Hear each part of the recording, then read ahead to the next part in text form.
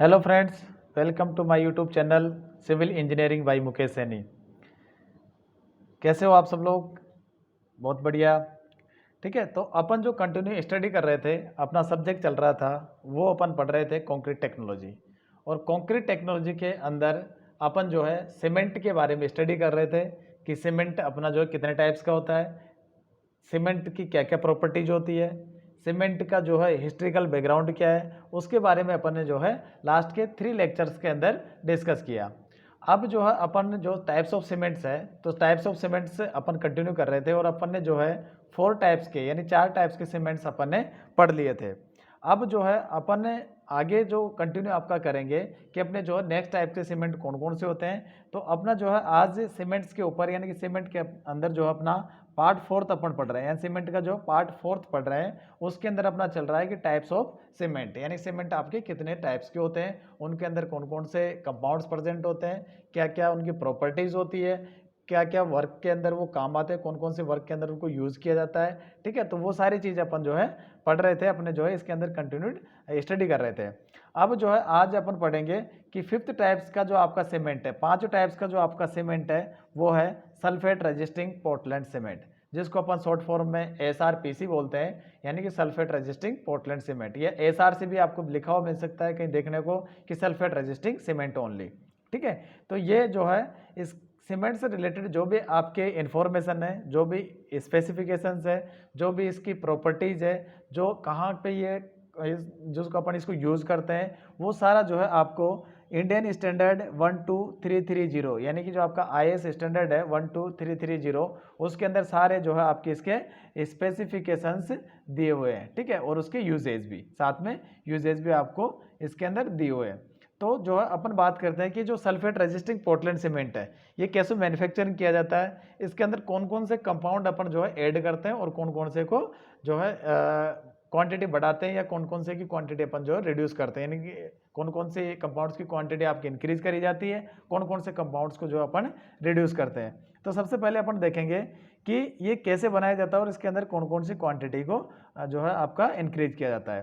तो इसके अंदर अपन बात करें कि जो सल्फेट रेजिस्टिंग जो सीमेंट होता है ये एक टाइप का आपका पोर्टलैंड सीमेंट ही है, लेकिन ये क्या होता है कि अपना जो सल्फेट अटैक्स होते हैं कंक्रीट के ऊपर उनकी रेजिस्टिविटी ज़्यादा देता है। ठीक है, तो इसके अंदर क्या होता है कि जो अपना ट्राई कैल्शियम एल्यूमिनेट है, तो ट्राई कैल्शियम एल्यूमिनेट की जो मात्रा होती है यानी C3 है जो अपना बोगस कंपाउंड है, तो C3 को अपन क्या करते हैं रिड्यूस कर देते हैं। और कितना रिड्यूस करते हैं, इसकी जो क्वांटिटी होती है अपन 5% से ज़्यादा इसके अंदर नहीं रखते हैं, यानी कि जो आपका C3A जो है इसको जो अपन 5% तक रिड्यूस कर देते हैं, यानी 5% से ज़्यादा इसकी क्वांटिटी अपन सल्फेट रेजिस्टिंग पोर्टलैंड सीमेंट में नहीं रखेंगे। ठीक है, इसमें और क्या क्या अपन जो है बढ़ा देते हैं, इसके अंदर जो है आपका C3S यानी कि जो C3S है, C3S एंड C2S इसको जो है अपन कंपेयर टू OPC क्या कर देते हैं, इंक्रीज कर देते हैं। ठीक है, OPC के कंपेयर में C3S एंड C2S को अपन क्या करते हैं, इंक्रीज कर देते हैं। और आपका जो C3A और C4AF है इनको जो है अपन क्या करते हैं, रिड्यूस कर देते हैं, यानी कि इनको जो अपन कम कर देते हैं। ठीक है, तो आपकी जो टोटल क्वांटिटी होती है यानी कि 2 टाइम्स C3A एंड C4A जो है आपका वो 25% से कम होना चाहिए, किसके अंदर, इन सल्फेट रेजिस्टिंग पोर्टलैंड सीमेंट। ये चीज़ आपको ध्यान रखने की, कितने परसेंट अपन जो है इसके अंदर मैक्सिमम लेके चलते हैं कि कितना जो है आपका इसकी परमिसिबल लिमिट रहती है C3A की, C3S की, ठीक है, C2S की। ठीक है, अब आगे बात करते हैं कि इसके अंदर जो है कौन कौन सी प्रॉपर्टीज प्रेजेंट होती है। तो प्रॉपर्टीज की अगर अपन बात करें तो यहाँ पे आप देख रहे होंगे कि आपको दिखाई दे रहा है कि properties of sulphate resisting Portland cement. तो यहाँ पे अपन ने एक टेबुलर फॉर्म के अंदर इसकी प्रॉपर्टीज को लिखा है, तो आपकी यहाँ पे ये प्रॉपर्टीज है, दूसरे जो कॉलम आपका उसके अंदर आपकी वैल्यूज लिखी हुई है कि कितनी इसकी जो है परमिसिबल वैल्यू होती है, क्या क्या जो है इसकी प्रॉपर्टीज होती है। तो सबसे पहले अपन बात करें वो है आपका फाइनेंस। तो फाइनेंस जो होता है यानी कि सीमेंट कितना आपका जो फाइन होना चाहिए, तो फाइन होता है आपका, क्योंकि ये क्या होता है कि आपको मैं बता दूं कि जो आपका सल्फेट रेजिस्टिंग जो सीमेंट है ये OPC के कंपेयर में, अगर OPC की बात करें तो OPC के कंपेयर में इसकी क्या होती है, फाइन ग्राइंडिंग होती है, यानी कि बहुत ज़्यादा इसको जो फाइनर किया जाता है, यानी कि इसकी क्या होती है, फाइनर ग्राइंडिंग होती है। ठीक है, GRINDING, ठीक है, फाइनल जो फाइन ग्राइंडिंग होती है OPC के कंपेयर में, यानी कि बहुत ज़्यादा फाइन होता है। तो कितना फाइन होता है, तो इसका जो है 280 प्लस माइनस आपका जो 10 स्क्वायर मीटर पर किलोग्राम का इसका जो आपका पार्टिकल्स का सरफेस एरिया होता है, 280 स्क्वायर मीटर पर ग्राम का, सॉरी पर किलोग्राम का। तो पर किलोग्राम का अपना कितना रहता है 280 से, यानी 280 से प्लस माइनस 10 हो सकता है, 280 से 290 भी हो सकता है, और जो आपका 270 भी रह सकता है। तो इसकी क्या होती है, बहुत ज़्यादा फाइन ग्राइंडिंग होती है। सेकेंड अगर अपन बात करें कि इसका initial setting time, initial setting time जो रहता है आपका, इसका कितना होता है, वो होता है आपका 80 मिनट्स, यानी कि इसका इनिशियल सेटिंग टाइम जो रहता है अपना 80 मिनट रहता है, जबकि अपना जो है नॉर्मल पोर्टलैंड सीमेंट रहता है उसका जो 30 मिनट के आसपास रहता है, 30 मिनट्स अपना जो है रहता है। फाइनल सेटिंग टाइम जो है आपका इसका 240 मिनट्स, यानी कि 240 मिनट्स आपका इसका फाइनल सेटिंग टाइम रहता है किसका, सल्फेट रेजिस्टिंग पोर्टलैंड सीमेंट का। ठीक है, ये चीज़ आप लोग ध्यान रखेंगे। और अपना जो है साथ में अगर बात करें कि ओपीसी जो नॉर्मल टाइप्स का आपका सीमेंट रहता है तो उसका होता है अपना कितना 600 मिनट्स, ठीक है, यानी कि आपका जो 10 आवर्स। साउंडनेस टेस्ट की बात करें तो साउंडनेस टेस्ट जैसा कि अपन ने पढ़े हैं कि साउंडनेस टेस्ट जो होता है आपका किससे रिलेटेड होता है, ये आपका जो है कितना एक्सपेंड हो रहा है आपका सोइल, यानी जब उसके अंदर वाटर ऐड करते हैं तो उसका जो पेस्ट बनाया जाता है, तो पेस्ट बनाने के बाद में जब वो जमता है तो कितना जो उसके अंदर एक्सपेंशन होता है, तो आपका वो साउंडनेस दिखाता है। तो साउंडनेस जो है अपन दो टेस्ट है, यानी कि दो आपके जो मेथड्स है या दो आपके इक्विपमेंट्स है उनसे अपन जो फाइंड आउट करते हैं। पहला होता है आपका लीड चैटलर एपरेटस। तो लीड चैटलर एपरेटस के अंदर जो आपकी 2 mm इसकी जो मैक्सिमम परमिसिबल लिमिट होनी चाहिए साउंडनेस की। ऑटोक्लेव टेस्ट की बात करें तो ऑटोक्लेव के अंदर जो आपका 0.25% से आपका ज़्यादा नहीं होना चाहिए। तो ये इसकी प्रॉपर्टीज होती है, यानी कि जो sulphate resisting Portland cement use करते हैं तो उसके अंदर ये प्रॉपर्टीज आपकी प्रेजेंट होनी चाहिए। अगर बात करें अपन इनकी कंप्रेसिव स्ट्रेंथ की, जो कंप्रेसिव स्ट्रेंथ होता है आपका सल्फेट रेजिस्टिंग पोर्टलैंड सीमेंट का, वो 3 डेज पे, 7 डेज पे, 28 डेज पे, तीनों डेज पे अपन जो है मेजर करते हैं, तीनों पे अपन जो इनका निकालते हैं कि कितनी जो है आपकी कंप्रेसिव स्ट्रेंथ रहती है। तो आपके 3 डेज की जो कंप्रेसिव स्ट्रेंथ आती है वो आती है 30 प्लस माइनस 3 न्यूटन पर mm स्क्वायर। ठीक है, यानी कि जो 30 आपका जो है यहाँ पे यूनिट लिख लेना न्यूटन पर mm स्क्वायर या फिर जो है MPa। ठीक है, MPa आपका 3 डेज की आती है 30, 7 डेज की आएगी 45 और 28 डेज की आएगी आपकी 65 प्लस माइनस 3 आपका हो सकता है। ठीक है, तो ये स्ट्रेंथ आपकी जो है सल्फेट रेजिस्टिंग पोर्टलैंड सीमेंट की होनी चाहिए। ठीक है, ये इसकी प्रॉपर्टीज को शो करता है। नेक्स्ट अगर अपन बात करें तो नेक्स्ट जो है देखेंगे कि इसके कैरेक्टरिस्टिक्स क्या होती है, यानी कि जो आपका सल्फेट रेजिस्टिंग जो सीमेंट है उसकी कैरेक्टरिस्टिक्स क्या क्या है, तो उसको भी अपन जो है एक नज़र में देख लेते हैं। तो सबसे पहला तो अपन बात करें कि जब जो आपका सल्फेट अटैक्स होते हैं, यानी कि जितने भी आपके जो सल्फेट से रिलेटेड अटैक होते हैं जो कंक्रीट के ऊपर आते हैं, जैसे कि अपना कोई भी साल्ट्स होती है, साल्ट्स के अंदर कौन सा सल्फेट्स आपका प्रेजेंट है, तो इस टाइप के जो आपके अटैक रहते हैं सल्फेट्स के, तो उनको ये क्या करता है कि आपका कम करता है, जिससे क्या होता है कि आपके जो क्लोराइड आइंस होते हैं तो वो क्या करते हैं अपने जो रेनफोर्समेंट होता है, स्टील रेनफोर्समेंट जब अपन प्रोवाइड करवाते हैं आरसीसी के अंदर, तो उसको जो है मिनिमाइज करता है, यानी कि जो आपका कोरोजन की जो रिस्क होती है तो उसको जो है ये मिनिमाइज करने का काम करता है। ठीक है, ये इसकी जो पहली विशेषता हो गई। सेकंड जो बात करें कि ये जो है अपना कौन से लेवल पे, हाई लेवल पे जो अपना कंक्रीट जो अपन बनाते हैं तो उस जगह पे जो अपन इसका यूज़ करते हैं। ठीक है, जहाँ पे मेरीन कंडीशंस होती है, ठीक है, जहाँ पे आपके जो एसिडिक इन्वायरमेंट होता है, ठीक है, उस जगह पे, या फिर जो हाई एग्रेसिव जो सल्फेट्स प्रेजेंट होते हैं इन्वायरमेंट के अंदर, तो उस जगह पे अपना क्या करते हैं सल्फेट रेजिस्टिंग पोर्टलैंड सीमेंट अपन यूज़ करेंगे। यहाँ तक जो है आपको ध्यान रखना कि कौन सी जगह पे यूज़ होता है। थर्ड जो इसकी क्या कैरेक्टरिस्टिक्स है, यानी कि तीसरी विशेषता इसकी है कि it also has increased workability and pumpability. ये क्या करता है अपना वर्केबिलिटी को और पंपेबिलिटी को आपका इंक्रीज करता है, जिससे जो है अपन कोई भी किसी भी जगह किसी भी शेप में इसको जो है अपन ढाल सकते हैं, किसी भी शेप के अंदर अपन इसका जो है शेप दे सकते हैं। तो ये भी अपना कौन करता है, ये सल्फेट रेजिस्टिंग पोर्टलैंड सीमेंट की एक विशेषता होती है। वर्केबिलिटी आपको पता ही है कि किसी भी शेप में उसको जो अपन प्लेस कर सके, रख सके, तो आपकी वर्केबिलिटी होती है, यानी इजीली जो वो आपका वर्केबल है। पंपेबिलिटी होती है, पंपेबिलिटी यानी कि जैसे कि अगर बात करें अपन जैसे कि आरसीसी का वर्क कर रहे हैं, सेकंड फ्लोर थर्ड फ्लोर पे अगर अपना वर्क हो रहा है तो वहाँ पे क्या होता है अपन पाइप के थ्रू पंप करके जो कंक्रीटिंग करते हैं। जैसा कि आजकल जो आरएमसी आता है, रेडी मिक्स कंक्रीट जो आता है, वो आपका पंपिंग के थ्रू आपका जो प्लेस किया जाता है, तो इसकी जो है वर्केबिलिटी और पंपेबिलिटी आपकी इंक्रीज हो जाती है। This cement has significantly improve later as concrete strength.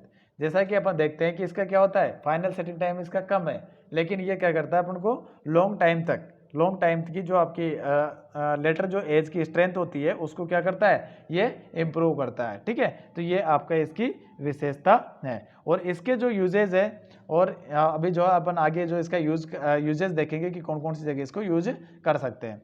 Next अगर बात करूं कि इसके यूजेज कौन कौन से हैं, तो कौन कौन से यूजेज आपके हैं। पहला है कि इसको जो अपन फाउंडेशन के जितने भी वर्क होते हैं, जितने भी आपकी फाउंडेशन के अंदर कंक्रीटिंग होती है, उसके अंदर अपना sulphate resisting Portland cement use होता है। क्यों होता है, क्योंकि जो आपके सॉइल्स होते हैं, सॉइल्स के अंदर बहुत सारे सार्स प्रेजेंट होते हैं। तो वो जो सार्स आपके प्रेजेंट होते हैं किसके अंदर, सॉइल के अंदर आपके सार्स प्रेजेंट होंगे, तो उसके कॉन्टेक्ट में आपका कॉन्क्रीट आएगा।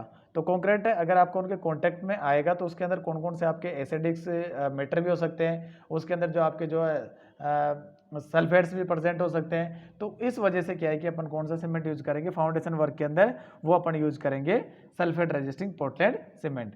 जितने भी पाइलिंग के वर्क होते हैं वही फाउंडेशन से रिलेटेड ही है। पाइलिंग वर्क होते हैं आपके, जैसे कि अंडर वाटर पाइलिंग होती है, तो उनके अंदर भी अपन क्या यूज करेंगे, sulphate resisting Portland cement.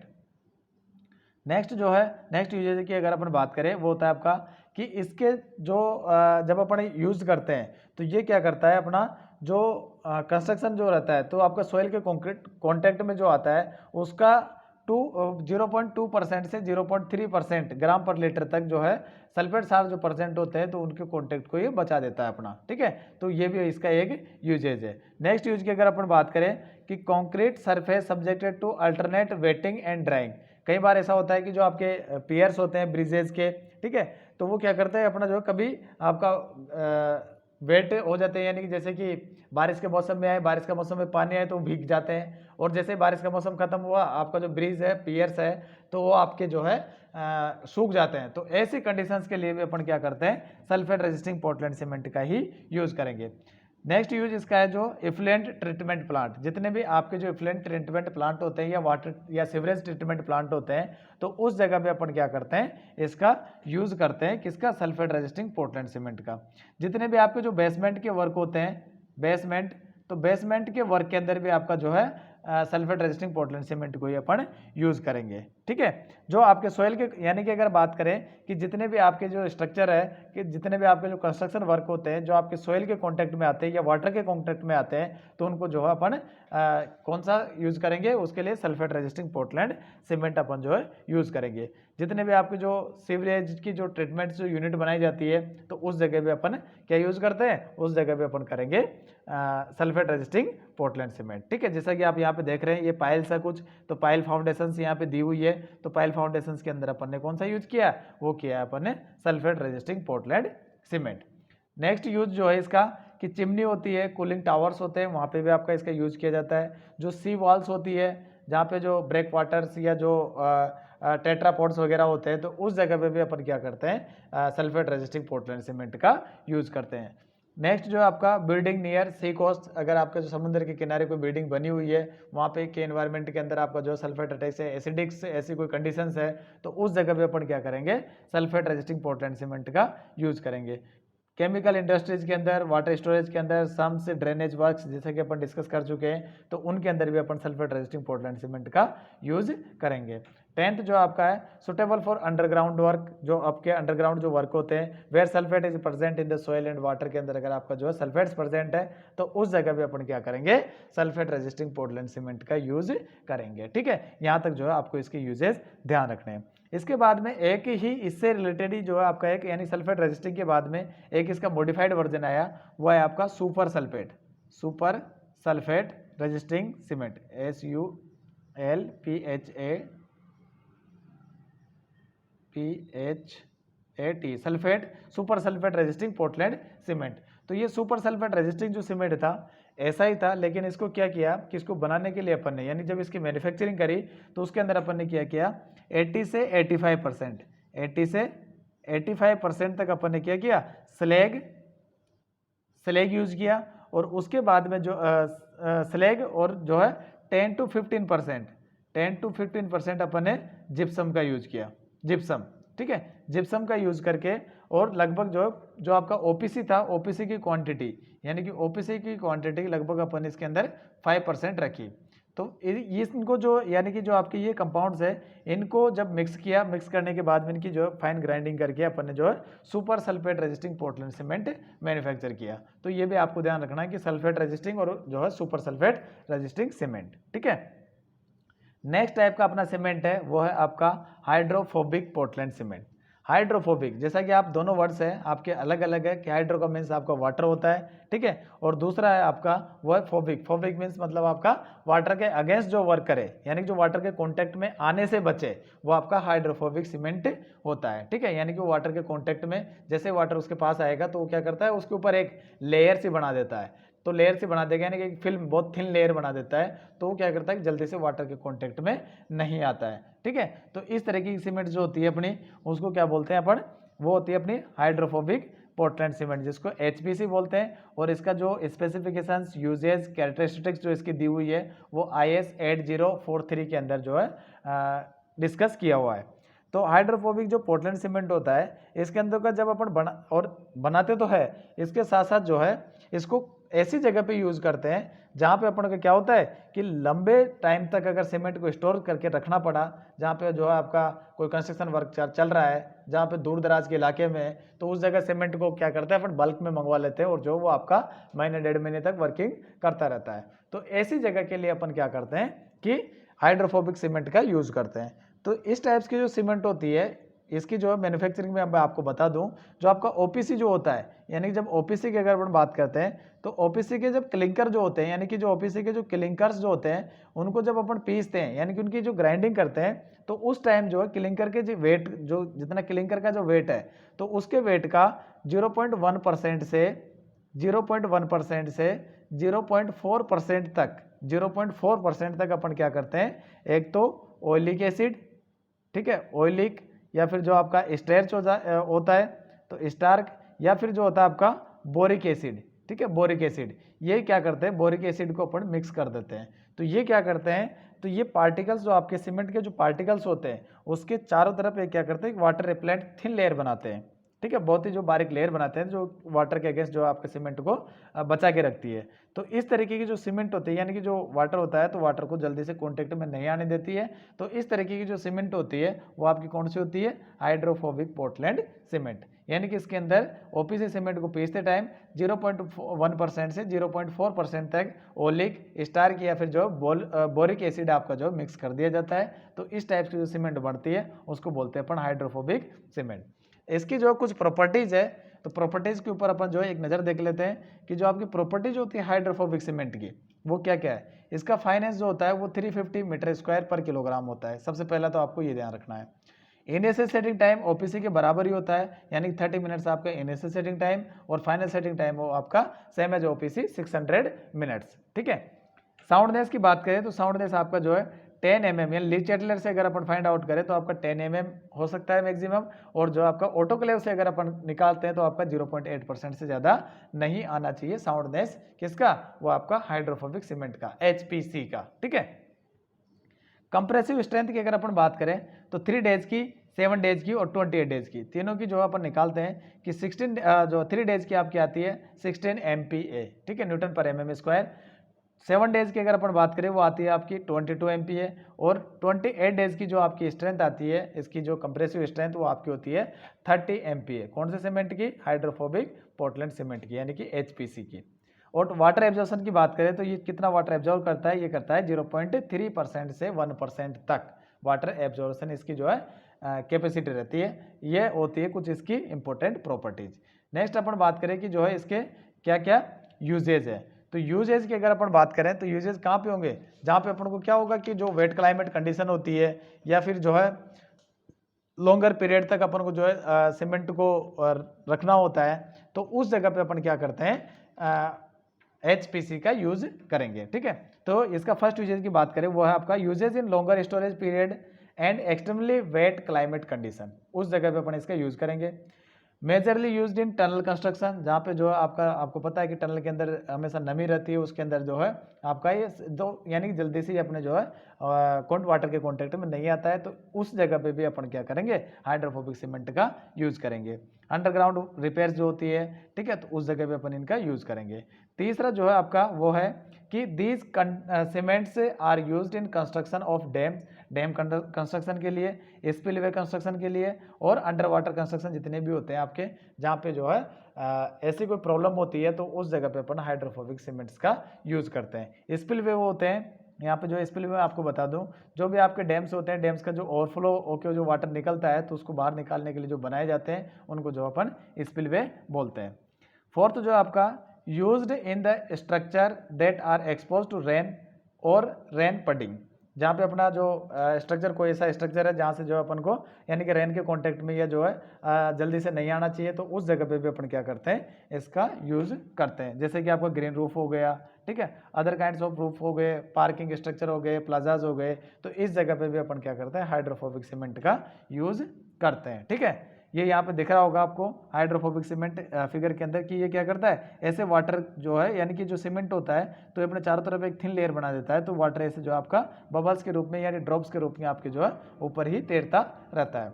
Next जो है अपना कि usage in drainage system, works and manuals, जो भी आपका ड्रेनेज सिस्टम है जहाँ पे जो है सीमेंट जो वाटर होता है वो आपके सीमेंट के कॉन्टेक्ट में आता है तो ये नहीं आने देता जल्दी से, तो उस जगह पे भी अपन इसका यूज कर सकते हैं।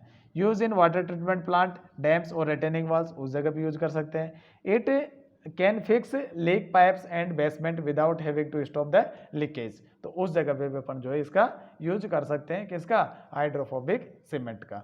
तो दो टाइप्स के सीमेंट अपन ने आज और पढ़ लिए, पहले पढ़े थे अपन ने 4 टाइप्स के, तो अपने कितने हो गए टोटल, 6 टाइप्स के जो है सीमेंट अपन पढ़ चुके हैं। चलिए ठीक है, एक और डिस्कस कर लेते हैं, वो है आपका नेक्स्ट हाई एल्यूमिना सीमेंट। जैसा कि आपको जो नाम से पता चल रहा है कि इसके अंदर क्या होता है कि एल्यूमिना जो रहती है यानी कि एल्यूमिना जो रहता है आपका वो उसकी प्रेजेंस आपकी ज़्यादा रहती है। ठीक है, तो ये क्या होती है, एल्यूमिना की इसके अंदर जो है क्वांटिटी ज़्यादा रहती है। तो हाई एल्यूमिना सीमेंट में क्या होता है कि जब अपन इसको बनाते हैं तो बनाते टाइम जो आपकी यानी मैन्युफैक्चरिंग जब इसकी करते हैं तो आपके जो ओपीसी के जो क्लिंकर होते हैं उनको ग्राइंड करते टाइम अपन क्या करते हैं, उसके अंदर एल्यूमिना और कैल्शियस जो मटेरियल रहते हैं उनको अपन क्या करते हैं, थोड़ा सा बढ़ा देते हैं। ठीक है, यानी कि उनकी वो जो क्वांटिटी है उसको जो अपन बढ़ा देते हैं।